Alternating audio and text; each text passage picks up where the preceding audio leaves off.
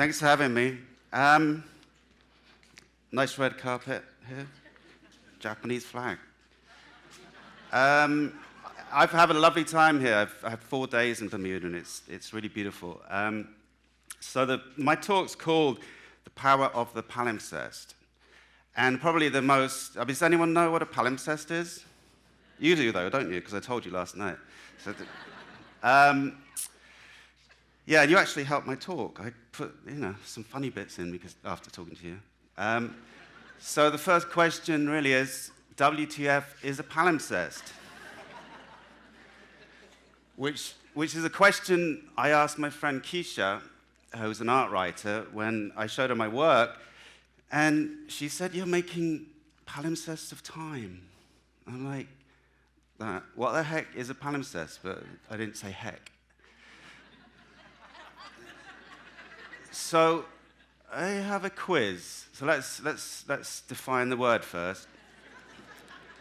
So a palimpsest is a lemon-scented kitchen cleaner. I mean, I'd love to be able to talk about that, but you probably would leave. Small poisonous insect, that'll be interesting. Or see a multi-layered record. Yeah, see? See that? This is an example of some of the palimpsests, one palimpsest actually. The one on the left is the detail from it. And it's made from 4 or 5 different posters that I've ripped down from the streets of New York, where I live, taken to the studio and pasted together, put a thin spray of silver over the top, and then started working into it with black ink. And that's it's about 2/3 that size, so it's pretty huge. I was going a bit of a midlife crisis, which I call my midlife zombie apocalypse, but I couldn't fit zombie on there. So I had to drop it, but it gives you the point. I was going through a crisis, as we all do, and it was like 4 years ago, and I only had 10 followers on Instagram. And so I needed to find content for my posts, and it's like you have to, the situation is you've got to feed, it's like 3 meals a day, breakfast, lunch, and evening dinner. That's when you're supposed to post, accordingly to someone who was teaching me to get me up to the 20 I'm at right now.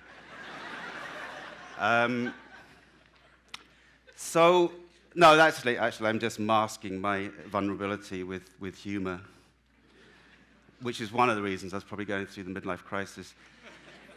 So basically, to get myself out of my crisis, I did a Forrest Gump. I would walk extraordinarily long walks across New York, up to the Bronx, back down to Brooklyn, and take thousands of photographs.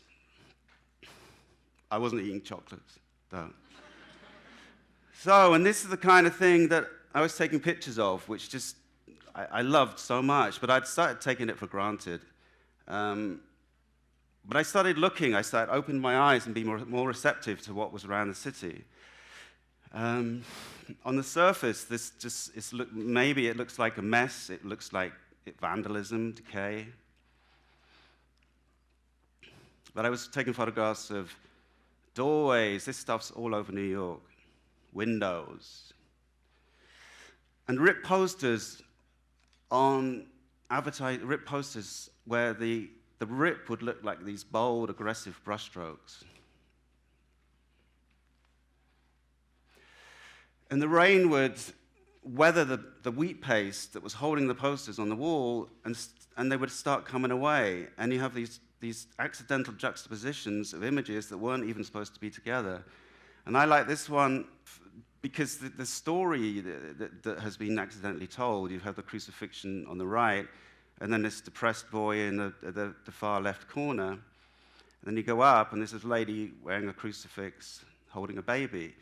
It's a weird juxtaposition that I was very psyched to find. This is one of my favorites. The way I get the most vintage posters possible is down on the subway in New York, and this is a a subway billboard that's been scraped and sanded clean by an MTA employee to make way for a new, ugly film poster. But what he's unconsciously left is this wonderful piece of abstract art, at least to my eyes. And, you know, I've been trying to decide what art is all my life. I don't know. I was actually trying to think before coming on, like, I need to put in a bit like, what is art? But I don't know. I don't know. Can anyone tell me? It's like describing what God is. It's like, you know, your words really are not adequate to express that. But he left this beautiful abstract art, and there's loads of those down in the subway. That's my wonderful son, Alexander, listening to me pontificate.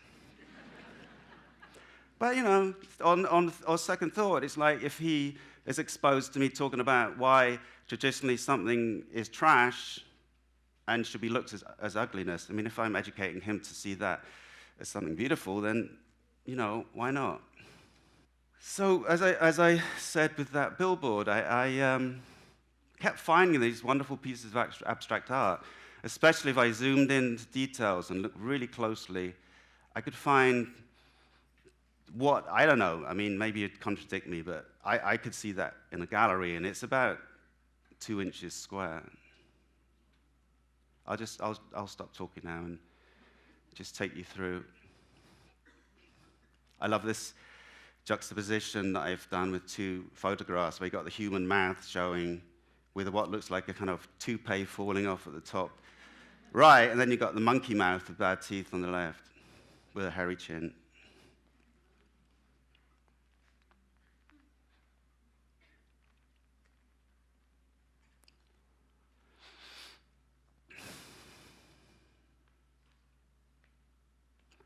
Sometimes people would post letters. I mean, I love it. It's beautiful to see people writing letters and pasting them to walls. I don't know who they're talking to, but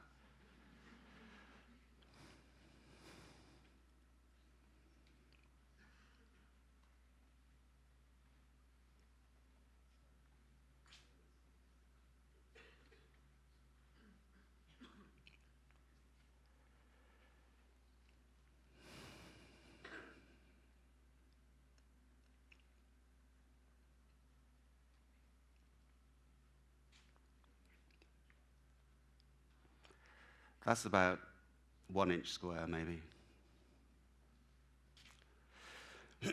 So another thing that I really loved finding, and there's tons of this stuff all over New York, and it's being kind of like cleaned up now, so there's less of it. So it's the spontaneous gestures that humans, well, yeah, because monkeys can't write, I guess, that anonymous people would write on the walls or put up stickers, and it was lovely kind of like seeing what people were naturally, innately wanting to express.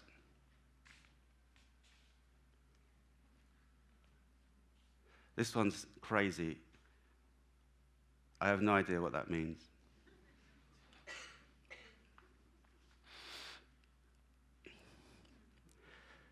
Great advice. Another reason I was going through a crisis, I was photographing walls instead of my girlfriend.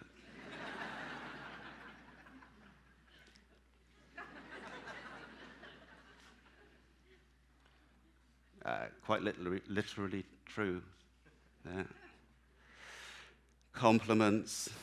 That's tiny. Again, that's like 1 inch square. Provocation. And these lovely, like, short conversations that people would have, like complete strangers. He was offended by teenage wasteland. He's like boring, out of ideas, very judgmental. And then poetry on the wall, some that's nice and light, and some that's very empathic.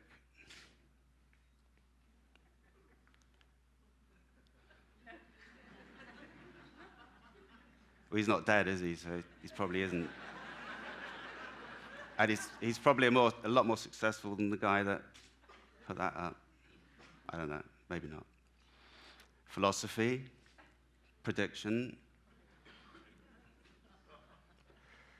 culinary statements.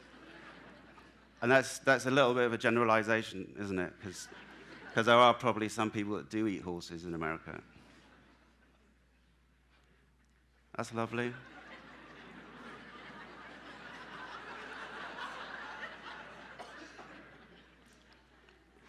Politics and parody. So that,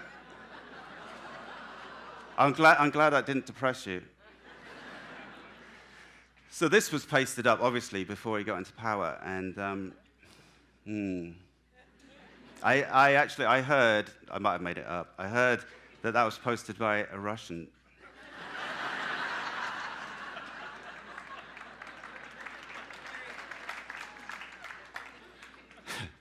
They do have a sense of humor, after all. And these poignant questions that were poised by the very finest minds in New York, like,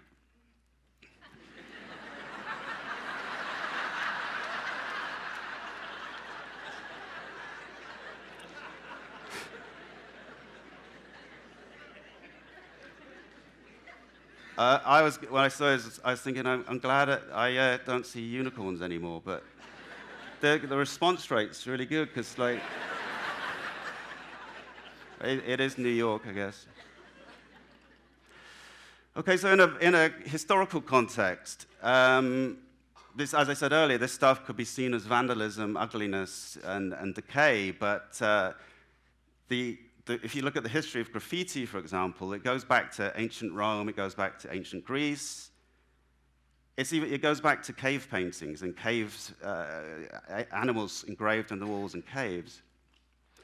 If you look at Pompeii, when Vesuvius erupted, you have all this beautiful graffiti that's still scratched into the walls there, like magic spells and Latin insults, dissing each other in Latin, and peni, apparently, with like shouting, "Hail Titus."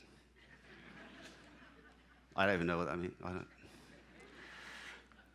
One of my favorite games was walking along the road and seeing words that aren't supposed to be in the same posting. But because people had ripped stuff off, and again, it's like this accidental art. I don't know, maybe this isn't art, maybe this is just a game, but I love finding these juxtapositions of stuff that are not supposed to be together. And they make a coherent sentence, well, a short sentence, like a Burroughs-esque cut-up.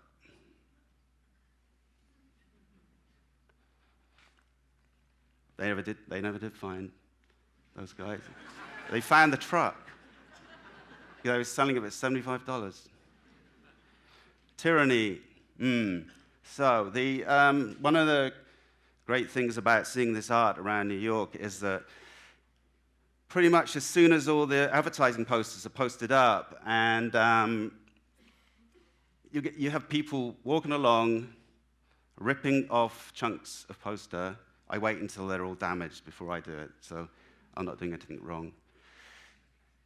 The words like the brand slogans, the company logo, and the text that's selling us things we don't need, it's really, it's made into like these incoherent glyphs and symbols.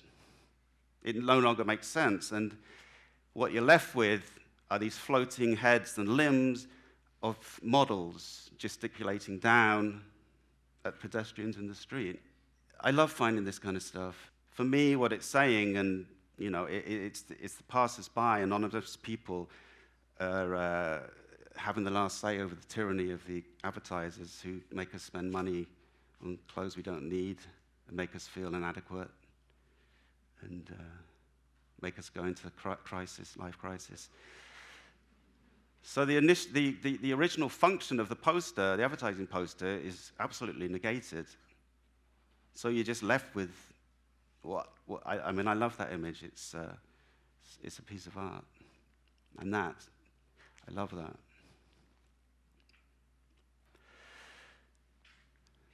So this is what I call a green ghost portrait. Another way that the boardings, when the legal postings are put up, the construction companies send a guy out to paint over with this ugly green paint, and what's left are like ghost-like images of the models coming through the paint, and it gives it like a really beautiful kind of dark, mysterious edge.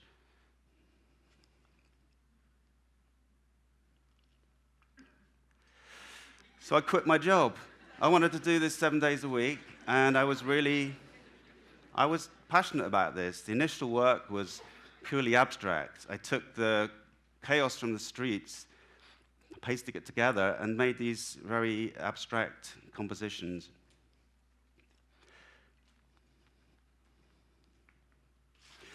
Instead of brushstrokes, the tears in the paper are replacing the brushstroke, and the color from the poster is coming through to make the color. Historically, there were artists doing this back in the 50s and 60s, making palimpsests. Mimo Rotello and Jacques de la Vigle were making palimpsests from the same thing. They're ripping down movie posters and sticking them straight onto the canvas, calling them art, and maybe cutting in to make them look like peeling billboards. Question, do I get in trouble? No, not yet. I don't think it's an arrestable offense, and I do wait, as I said, until they're damaged already.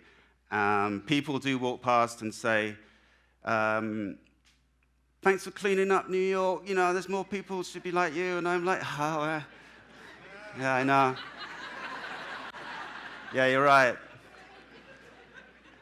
I only got in trouble once, but, you know, anyway, I'm not going there. So I started drawing into the abstracts and making them all recognizably mine.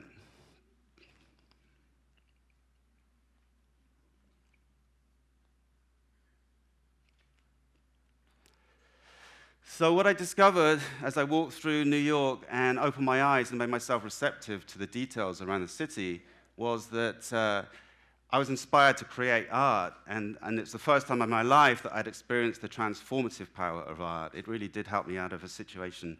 I discovered that, I mean, it was reassuring for me that this form of ancient tradition of making markings on a wall was still alive and still a part of human catharsis, especially in this age where communication is increasingly digital and introverted. You know, from the mad scribbles of a guy on a wall in New York to a painting being put on the wall of a gallery, it's good to know that that is still a desirable human way to communicate. And if you forget everything I've said today, at least you've learned a new word, palimpsest. Thank you.